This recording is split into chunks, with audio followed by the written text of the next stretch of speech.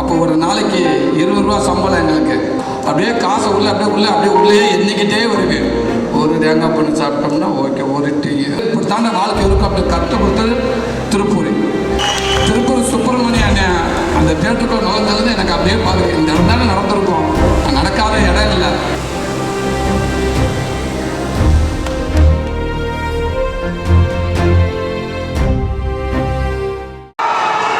ரொம்ப மகிழ்ச்சியாக. அதாவது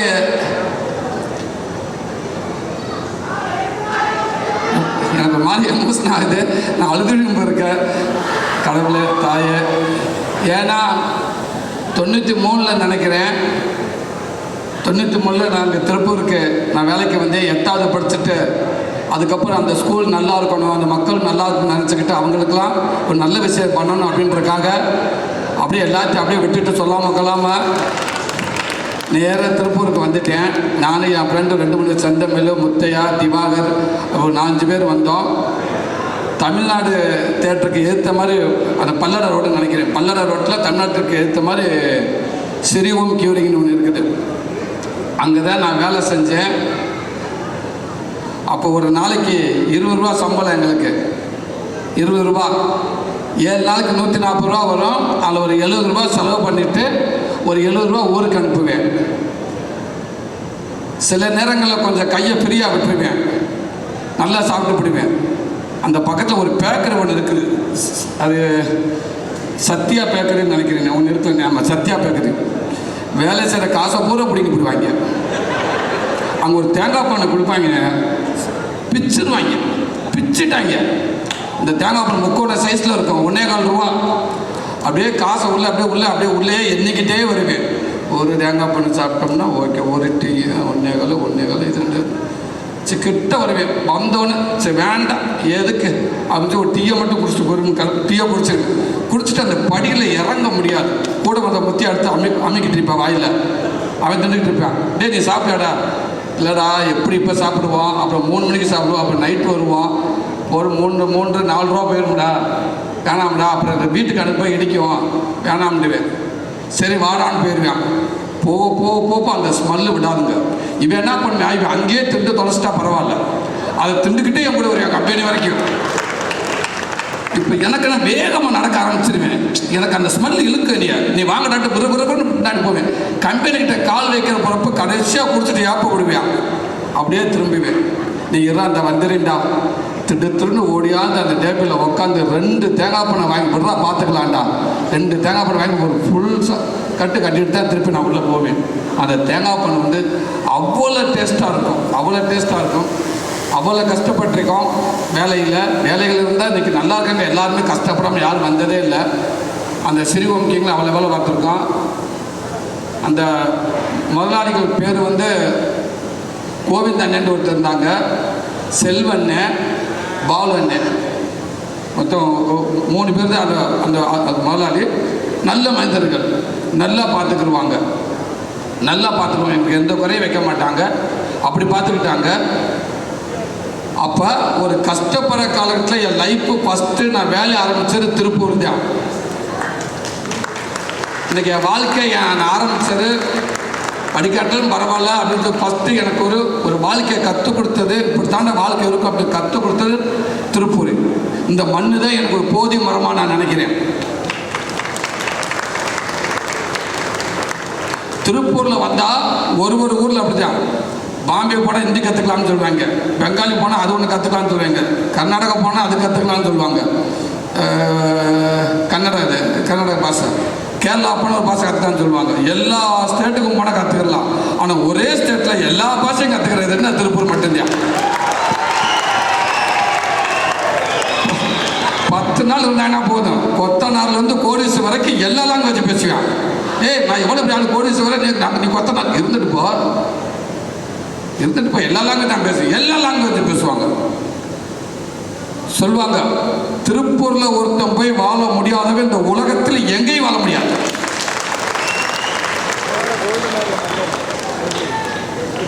தொழிலாளியாக மட்டும் உயர்ந்த ஊர் அப்படின்னு திருப்பூர் மட்டும் சொல்லலாம்.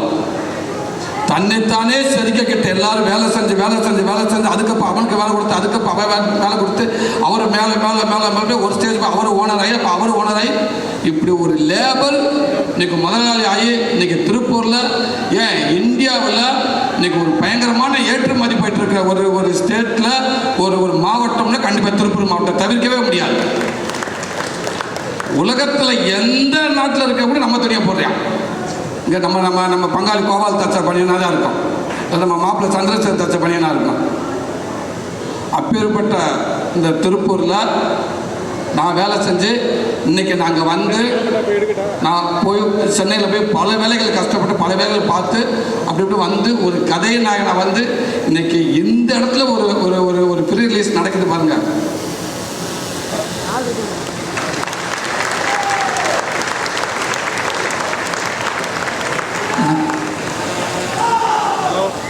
எனக்கு இதை விட வேறு எதுவுமே இருக்கான்னு நினைக்கிறேன்.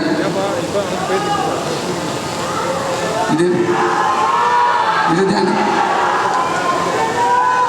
நான் பட்ட கஷ்டத்துக்கு என்னை கொண்டு வந்து இந்த இடத்துல வச்சுருக்குட்டா இதை விட எனக்கு மரியாதை எங்கேயுமே கிடைக்காதுங்க.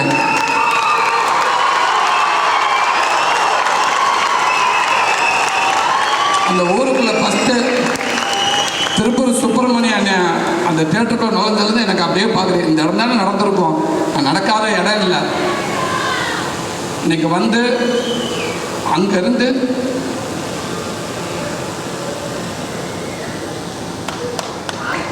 என்னை நடந்து வந்து நாங்கள் வர்றப்ப சிவப்பு கம்பளை வச்சு என்னை கூட்டிகிட்டு வந்த மாதிரி இருந்துச்சு. அத்தனை பேர்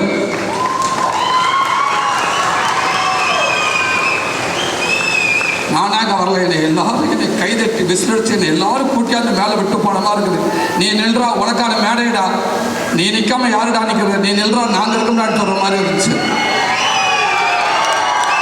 ரொம்ப ரொம்ப நன்றி. இந்த மண்ணும் இந்த மக்களும் என் வாழ்க்கையில் எனக்கு எத்தனை ஊரில் எத்தனை மக்கள் எனக்கு எவ்வளோ எனக்கு உதவியாக இருந்தாங்களோ அதே மாதிரி இந்த மண்ணும் இந்த மக்களும் என் பிள்ளைகள் என் சந்ததி வர வரைக்கும் இந்த தொடர்பு இருக்கும்னு நான் நம்புகிறேன். இந்த ஆசீர்வாதம் இருக்கும்னு நான் நம்புகிறேன். அது பார்க்க எதார்த்தமே அமைதி பாருங்கள். எங்கெங்கேயோ இது ஒரு ப்ரீ ரிலீஸ் பண்ணுற அந்த ஈவெண்ட்டு, ஆனால் இங்கே வந்து ஒரு வாரத்துக்கு முன்னாடி தான் டக்குன்னு ஒரு முடிவாச்சு. அப்போ அன்பு தம்பி எல்லாரும் சொல்கிற மாதிரி உதயசங்கர் மிகப்பெரிய ஒரு உத்தியத்தில் இருக்காப்புல, மிகப்பெரிய ஒரு இடத்துல இருக்கார். அவர் ஒரு உயரத்தில் அப்படி ஒரு போஸ்டிங்கில் இருக்கார். எனக்கு அதை சொல்லாமல் வேணான்னு கூட தெரியல. அப்படி ஒரு போஸ்டிங்கில் இருந்துக்கிட்டு நாட்டில் எல்லாத்துக்கும் தெரியும், நம்ம தமிழ்நாடு மட்டும் இல்லை எல்லாத்துக்கும் தெரிஞ்ச ஒரு போஸ்டிங்கில் இருக்கார் அந்த தம்பி. அந்த தம்பியில் என் தம்பி எனக்காக இந்த படம் உறவுகள் சார் இந்த படத்தை கொண்டு சேர்க்கணுன்றக்காக ஒரு 10 நாளாக அவன் தூங்கவே இல்லை. அவ்வளோ வேலை செஞ்சுட்டான் மனுஷன். அவ்வளோ என்னது எல்லா காலேஜ் ஓனரும் அவ்வளோ க்ளோஸ் ஃப்ரெண்டாக இருக்காங்க, அவ்வளோ க்ளோஸ் ஃப்ரெண்டாங்க. அத்தனை எப்படி தம்பி இவ்வளோ பேர்த்த சம்பாரிச்சிங்க? ஒன்றுமே அவன் அன்பு தான், அவன் அன்பால் மட்டும்தான் அவ்வளோ பேர்த்த சம்பாரிச்சிருக்காங்க. அப்படி கோயம்புத்தூருக்கு வந்தப்போ திடீர்னு கேட்டப்ப இந்த நிஃப்ட் இந்த டீம் இந்த காலேஜ் உறுப்பினர்கள் அண்ணன்களை கேட்டப்ப உடனே ஓகே சொல்லிட்டாங்க. ஒரு வாரத்தில் நினைக்கிறேன், வாங்க உங்களுக்கு பண்ணாமல் யாருக்கு பண்ண போகிறான், நம்ம ஊருக்கு வாங்க, நம்ம மக்களை சந்திக்க, அதுக்கு நான் என்ன வேணுமோ பண்ணித்தரோம் அப்படின்னு சொல்லி உடனே ஏற்பாடு பண்ணாங்க. இப்படி ஒரு வாய்ப்பை கொடுத்த அந்த அன்பு உள்ளங்கள் ராஜா சண்முக அண்ணன், மோகன் சார், மறக்கவே மாட்டேன் சார். நான் இந்த படத்தை தாங்க சார், இந்த படத்தை விட்டுருங்க சார், இந்த படத்தை மீறி என்னை கொண்டாந்து இங்கே நிற்கிறதுக்கான ஒரு வாய்ப்பு அமைந்து சொல்ல சார். அது ரொம்ப ரொம்ப நன்றி சார். அதை விட என்ன ஒரு சிறந்த விஷயம், இன்னைக்கு ஒட்டுமொத்தமாக தமிழ்நாடு ஒட்டுமொத்த சினிமா அப்படின்னா தமிழ்நாடு தேட்டர்கள் சங்க தலைவர், சினிமா அப்படின்னாலும் திருப்பூர் சுப்பிரமணியனை தவிர்த்து சினிமா பேசவே முடியாது. அவருக்கு எல்லாமே தெரியும். அவர் லைப்ரரி, அவர் ஒரு லைப்ரரி 10 நிமிஷம் உட்காந்துட்டு போனால் ஒரு சினிமா ஒருத்தர் எடுக்கணும்னு நினச்சி வரவன் இல்லை வேண்டாம் யோசிப்போம், எடுக்க வேணாம் நினச்சவன் இல்லை சரியாக எடுக்கலாம், இல்லை பணம் இப்படி போட்டால் அந்த பணம் வரும், இப்படி போனால் அந்த பணம் வராது. ஒரு சினிமாவை பிரித்து மேய்ச்சிருவார். அவ்வளவுக்கு அவர் இன்னைக்கு சூப்பர் ஸ்டார்லேருந்து எல்லாருமே வந்து ஒரு அப்பப்போ ஒரு அவருடைய இன்டர்வியூவாக இருக்கட்டும் எதுவாக இருக்கட்டும் அவருடைய பதிவை உடனே அதை பார்க்க தோணும். அவர் என்ன சொல்லியிருக்காரு, இன்னைக்கு திருப்பூர் சுப்பிரமணியன் என்ன சொல்லியிருக்காரு, அப்படி ஒரு மிகப்பெரிய மனிதர் சினிமாவை நேசிக்கிறது. அன்பத்தை முத்துக்குமார் சொல்கிற மாதிரி சினிமாவை நேசிக்கிறதுங்க, அந்த ஸ்ட்ரெயிட் ஃபார்வர்டு